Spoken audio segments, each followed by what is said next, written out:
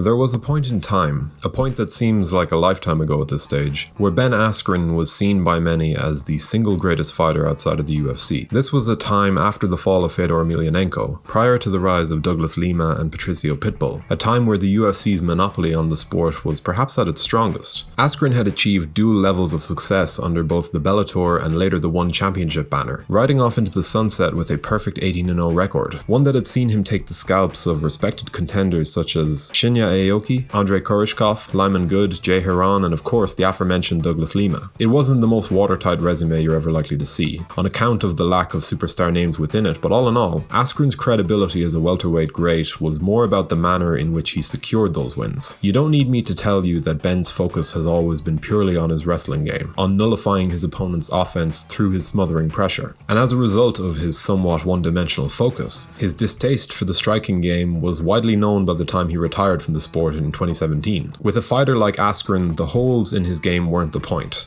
And in the prime of his career, it was the level of dominance he was able to exude over his adversaries that caused them to fall. It wasn't about the moments he spent on the feet. It was about the lack of them. I'll put it this way. I think Ben Askren was a great fighter, a uniquely effective specialist who was able to end his career with a perfect record, simply by fighting his way. And I know that the general response will be to attack the caliber of his opponents, or criticize him for never finding his way to the UFC during his best years, but I think there are different standards of praise and greatness that can be given to fighters depending on the path they walked. I'm never going to call Ben Askren the greatest welterweight of all time, or even a top 5 welterweight for that matter, but I suppose I felt compelled to make this video on the back of my experiences watching Ben as he finally found mainstream acceptance in this, the post-retirement period of his career. And again, before we get into things, let me stress that this discussion doesn't need to be about a prime Askren against a prime GSP or Robbie Lawler. It doesn't need to be about Askren's opposition under the One or Bellator banners. I just felt like the greatness of Ben Askren had been lost to some extent on account of his disastrous time in the UFC, and the subsequent matchup with Jake Paul that seemingly put the final nail in his professional coffin. Because at this point in time,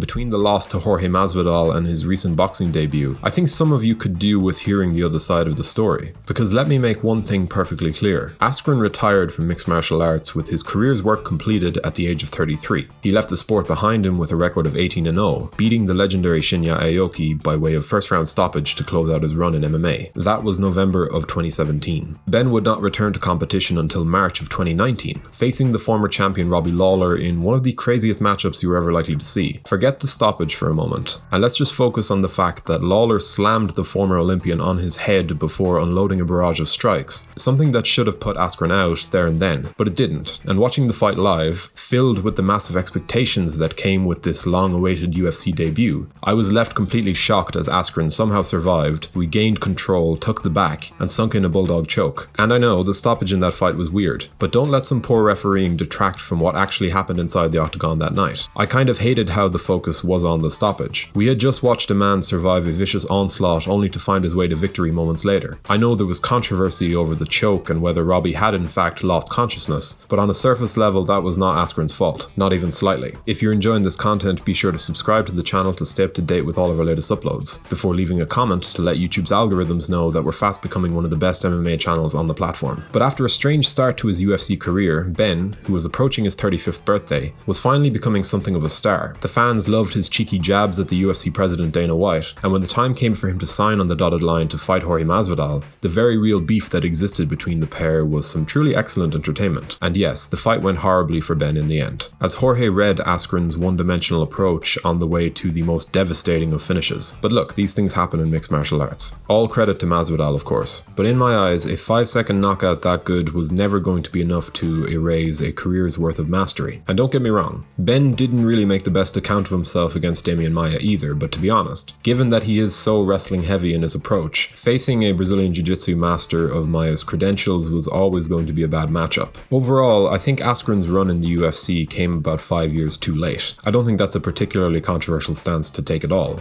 especially if you have watched his best work. He showed up a year and a half out of the sport, gave it a go, and the results were weird as hell. When he signed to take on Jake Paul as a boxer, he was probably well aware of the fact that there was a big chance that he could be sent to the canvas in the process, but he did do it. I remember hearing someone, and I can't remember who, speaking about Ben's healthy relationship with losses and defeat. After growing up on the wrestling mats, Askren's casual attitude towards defeat has always been evident. He's the type of guy who will show up, give it a shot, and if it doesn't work out, then he doesn't seem to take it that hard. And of course, the money was likely a motivating factor, both in his frankly bonkers dip into boxing and of course his late return to MMA to sign for the UFC. But after all of the ridicule, all of the reminders we frequently receive about his rudimentary striking and whatnot, I just wanted to take a video to highlight that Ben Askren was a very, very good fighter in his day, one who was fearlessly committed to fighting exactly how he wanted to fight. And in the end, his UFC run was something of an oddity, but hey, they do call him the funky one. But what do you make of Ben Askren's career as a whole, especially given his rather disastrous run in the UFC? And do you think that the current state of his reputation is fair, given all that he accomplished prior to his long-awaited dip into the UFC's welterweight division? Do let us know in the comments section below. We always love to hear from you guys. If you enjoyed this video, be sure to leave a like and a comment before subscribing to the channel so you can stay up to date with all of our latest uploads. Thank you for watching.